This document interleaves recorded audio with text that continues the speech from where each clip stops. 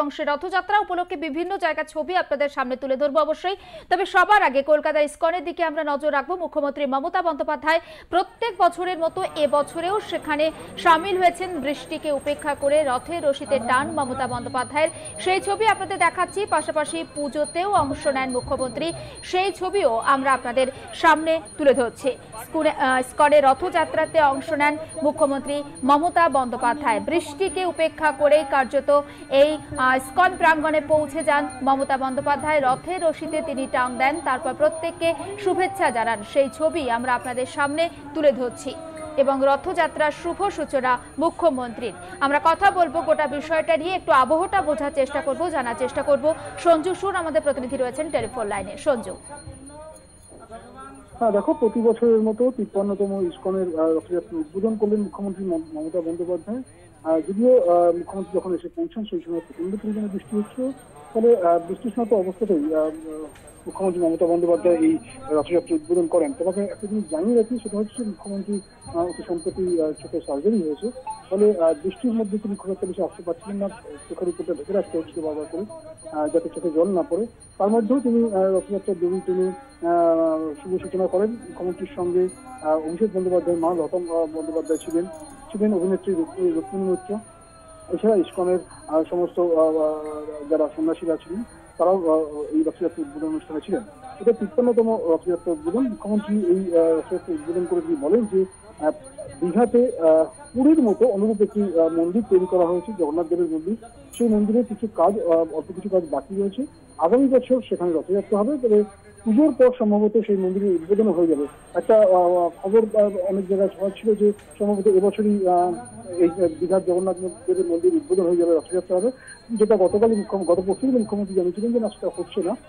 আজকে তিনি জানিয়ে দিলেন যে পুজোর পর এই রথযাত্রার উদ্বোধন তিনি করবেন। এবং কিছুটা মুখ্যমন্ত্রী বলেন যে মন্দির তৈরি কাজ সম্পূর্ণ না করে সেখানে মন্দির উদ্বোধন করা বা রথযাত্রা করাটা সম্ভব না, সেই কারণেই আগামী বছর এটা করা হবে। এবং সকলের শান্তি কামনা করেন, কল্যাণ কামনা করেন মুখ্যমন্ত্রী মমতা বন্দ্যোপাধ্যায়।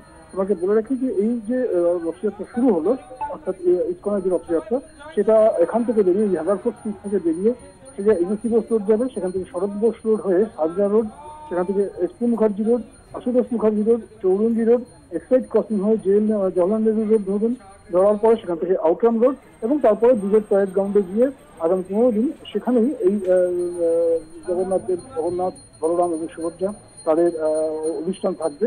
15 দিন পরে আবার উল্টো রথের দিন ইসকনে আবার ফিরে আসবে এই রথ। আজকে অন্যান্যবার আমরা দেখি যে এই রথের দিন বৃষ্টি হয়, কিন্তু আজকে ঠিক দুটোর পর থেকে প্রচন্ড পরিমাণে বৃষ্টি ছিল, তার ফলে কিছুটা বিঘ্ন ঘটেছে। যদিও মুখ্যমন্ত্রী সহ অন্যান্য যারা অতিথি আপ্যায়নরা ছিলেন তারা রথের দড়ি টেনে এই রথযাত্রার শুভ সূচনা করেন। বেশ, অনেক ধন্যবাদ সঞ্জু।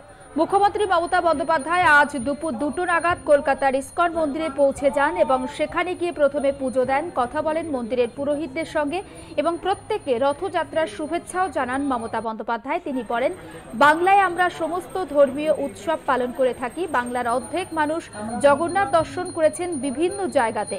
আগামী বছর দীঘাতে পুরীর জগন্নাথ মন্দিরের আদলে যে মন্দির তৈরি হয়েছে সেখানে রথযাত্রা পালন করা হবে। আর সেই মন্দিরের কাজ প্রায় শেষ হয়ে গিয়েছে, কিছু কিছু কাজ এখনো বাকি রয়েছে। মন্দির উদ্বোধনের দিন প্রত্যেকে আসবেন। আজকের দিন অত্যন্ত শুভ, প্রত্যেককে রথযাত্রার শুভেচ্ছা জানিয়েছেন মমতা বন্দ্যোপাধ্যায়।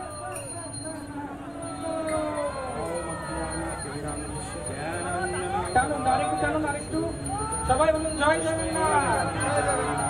রথের দড়িতে হাত দিলে সব ইচ্ছা পূর্ণ, ভগবান সব যত ইচ্ছা মানুষের পূর্ণ করে দেবেন, আশীর্বাদ ছিলেন।